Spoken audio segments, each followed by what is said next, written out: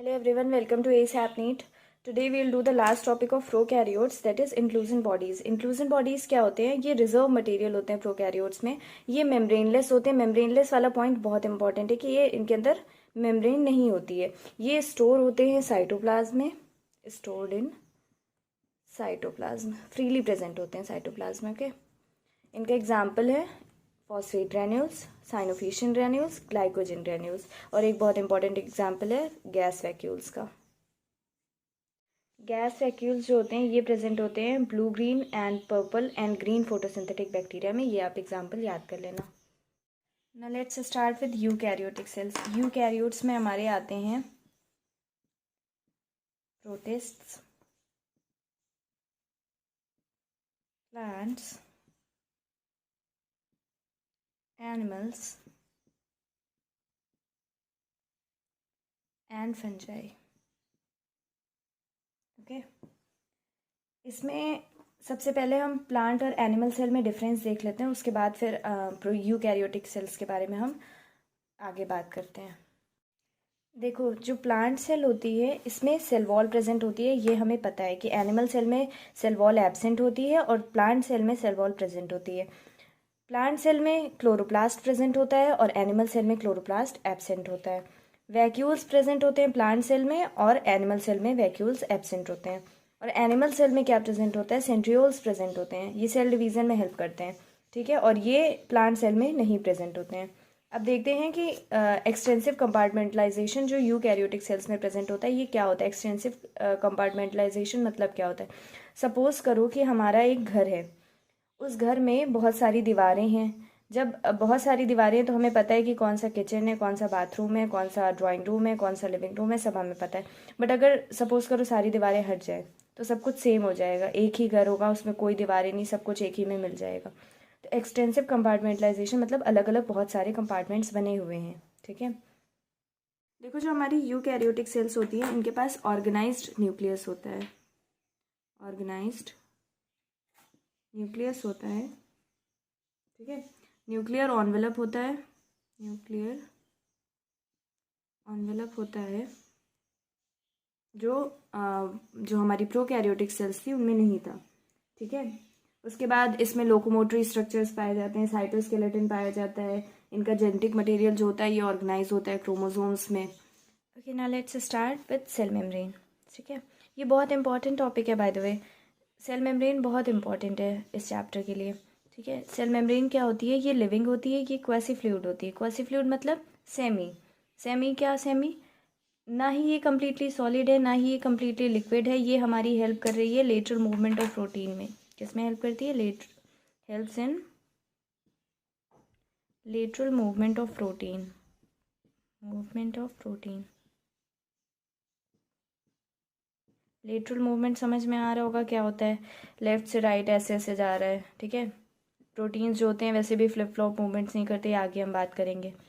उसके बाद देखो इसका कंपोजिशन जो होता है ये मेजरली ये जो हमारी प्लाज्मा मेम्ब्रेन है ये मेजरली बनी होती है लिपिड्स और प्रोटीन की. लिपिड्स में मेजर लिपिड होता है फॉस्फोलिपिड और प्रोटीन्स. और ये एम्फीपैथिक होती है. एम्फीपैथिक मतलब इसके पास पोलर नॉन पोलर दोनों पार्ट्स होते हैं. ठीक है, इसकी भी बात हम आगे अभी डिटेल में करेंगे. उसके बाद हमें बाद में पता चला कि प्रोटीन के साथ प्रोटीन और कार्बोहाइड्रेट्स भी प्रेजेंट होते हैं इसमें सेल मेम्ब्रेन में. ठीक है, अब देखो जो हमारी प्लाज्मा मेम्ब्रेन है इसकी जो स्ट्रक्चर की डिटेल्ड स्ट्रक्चर की जो स्टडी है ये इलेक्ट्रॉन माइक्रोस्कोप जब 1950s में डिस्कवर हुआ है उसके बाद ही हुई है.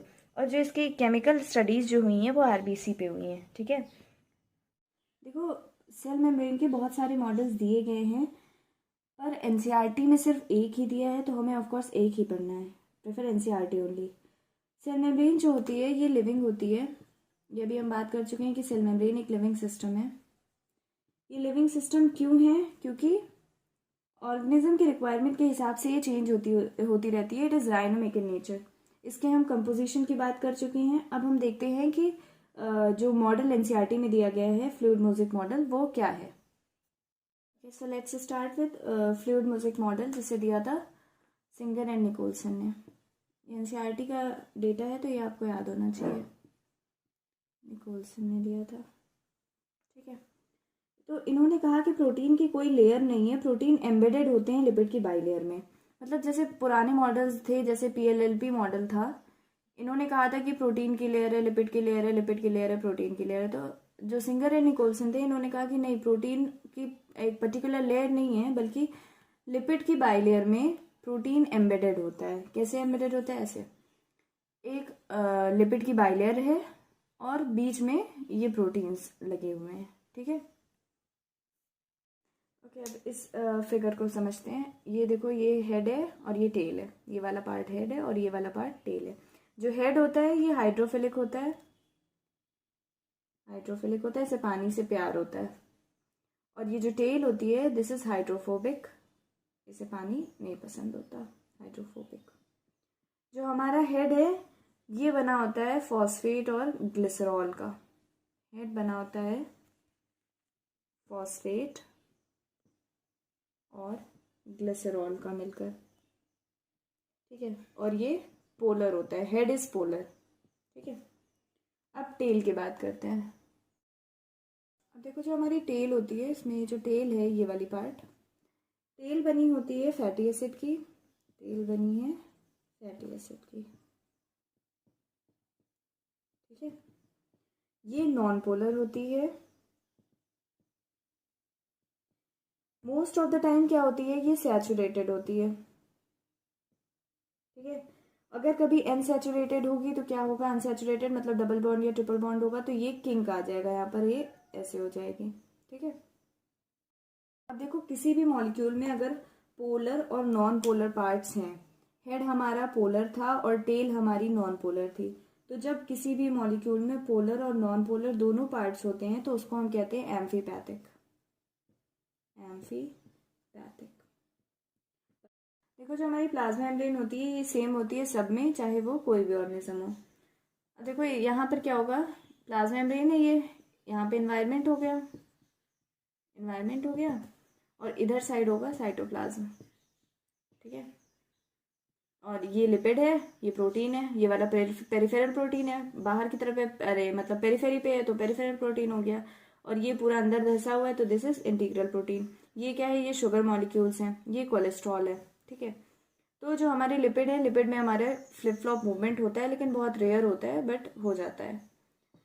जो प्रोटीन्स हैं ये लेटरली मूवमेंट कर सकते हैं, लेफ्ट से राइट जा सकते हैं, इस तरह कर सकते हैं। पर जो लिपिड हैं ये यहाँ से उठ के यहाँ तक आ सकते हैं, ठीक है।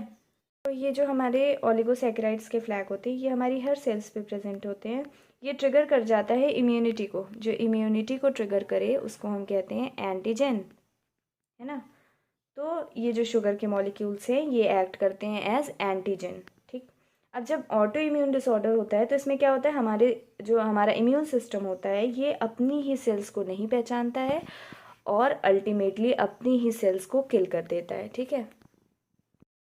ये देख लो, ये जो कोलेस्ट्रॉल होता है इसका क्या फंक्शन होता है, ये स्टेबिलिटी प्रोवाइड करता है, किसको, प्लाज्मा मेम्ब्रेन को, provides stability to plasma membrane. Okay, now let's see the functions of plasma membrane. Plasma membrane का फंक्शन क्या होता है, कंपार्टमेंटलाइजेशन, फ्लेक्सिबिलिटी, फ्लेक्सिबिलिटी यानी कि एक्सचेंज ऑफ मटेरियल के लिए कैसे होगा, ये मोस्टली होगा with the help of transmembrane protein. अब देखो, ट्रांसमेम्ब्रेन प्रोटीन के लिए हमें प्रोटीन देखना पड़ेगा, प्रोटीन कितने टाइप्स के होते हैं, क्या होता है, तो पहले वो देख लेते हैं, ठीक। प्रोटीन को देख लेते हैं। प्रोटीन 2 टाइप्स के होते हैं, proteins are of 2 types, integral protein and peripheral protein, ठीक है। देखो, इंटीग्रल प्रोटीन ये वाला है और पेरिफेरल प्रोटीन ये वाला है, ठीक है।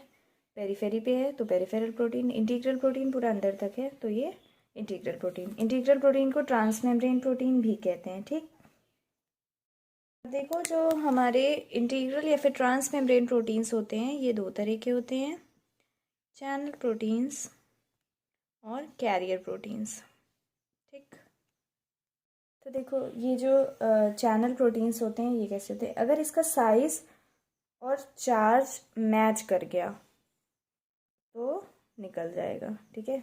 ऐसे चैनल बना होता है, रास्ता बना होता है, तो साइज मॉलिक्यूल का, चार्ज मॉलिक्यूल का अगर सेट है तो ये निकल जाएगा। कैरियर प्रोटीन में क्या होता है, लॉक एंड की टाइप होता है सीन। मतलब अगर कोई मॉलिक्यूल इसमें प्रॉपरली फिट हो गया तो वो अलाउड है इधर से इधर आने के लिए, ठीक है। तो वही लॉक एंड की वाला सीन हो गया। यहाँ पर भी देखो जो मूवमेंट है, मूवमेंट कैसा है इसमें, यहाँ पे ये आगे पास कर दिया जाएगा, ठीक है। तो ये यहाँ पे भी फ्लिप फ्लॉप नहीं करा है इसने, इसने जस्ट उठाकर इसको इधर कर दिया है, ठीक। इसमें एनर्जी का यूज़ होता है, एनर्जी होती है in the form of ATP, ये हमें पता है एनर्जी का यूज़ होगा। एनर्जी यूज़ होती है in the form of ATP, adenosine triphosphate, ठीक है। तो यहाँ पर और जहाँ पर भी एनर्जी यूज़ होती है उसको हम कैसे कौन सी प्रोसेस कहते हैं, एक्टिव प्रोसेस कहते हैं। जहाँ पर एनर्जी यूज़ है वो एक्टिव प्रोसेस है, और जहाँ पर एनर्जी यूज़ नहीं हो रही है वो क्या है, पैसिव प्रोसेस है। तो कैरियर प्रोटीन वाला एक्टिव प्रोसेस हो गया, ठीक है। देखो जो न्यूट्रल सॉल्यूट्स होते हैं ये इनमें सिंपल डिफ्यूजन होता है, ये अलोंग द कॉन्सेंट्रेशन ग्रेडियंट जाते हैं। अलोंग द कॉन्सेंट्रेशन ग्रेडियंट मतलब हाई टू लो, ठीक है।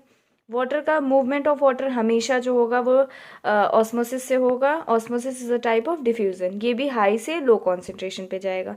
जो पोलर मॉलिक्यूल्स होते हैं इनमें कैरियर प्रोटीन से मूवमेंट होता है, ठीक है। अब देखो हम मूवमेंट देख लेते हैं कि कैसे होता है चीज़ों का, मतलब खाना पीना वोमिटिंग सब करती है प्लाज्मा मेम्ब्रेन ना, तो ये देख लेते हैं। देखो जो ये एंडोसाइटोसिस होती है, एंडो मतलब अंदर, ठीक है, तो मतलब सेल के अंदर आना, ठीक है।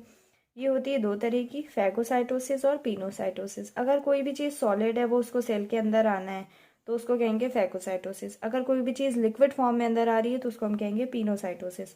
पिनोसाइटोसिस को हम सेल ड्रिंकिंग भी कहते हैं, सेल ड्रिंकिंग, ठीक है।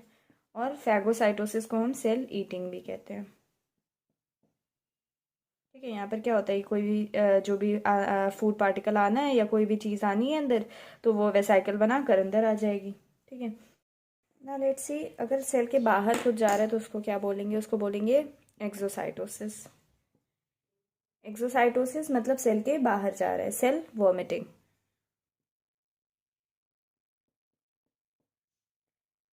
ठीक है। इसमें वेसाइकल्स यहाँ से अंदर की साइड से आता है और ये बाहर के फ्यूज कर जाता है प्लाज्मा मेम्ब्रेन के, उसके बाद बाहर निकल जाता है ये।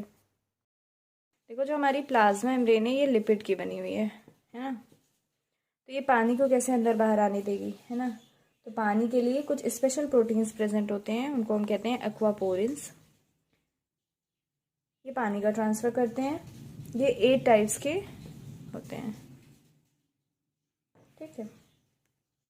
जो प्लाज्मा मेम्ब्रेन है इसमें जो प्रोटीन और लिपिड जो हैं इनका रेशियो वेरी करता है। तो आरबीसी का इंपॉर्टेंट है, आरबीसी का आप याद रख लेना, 52% प्रोटीन है और 40% लिपिड है।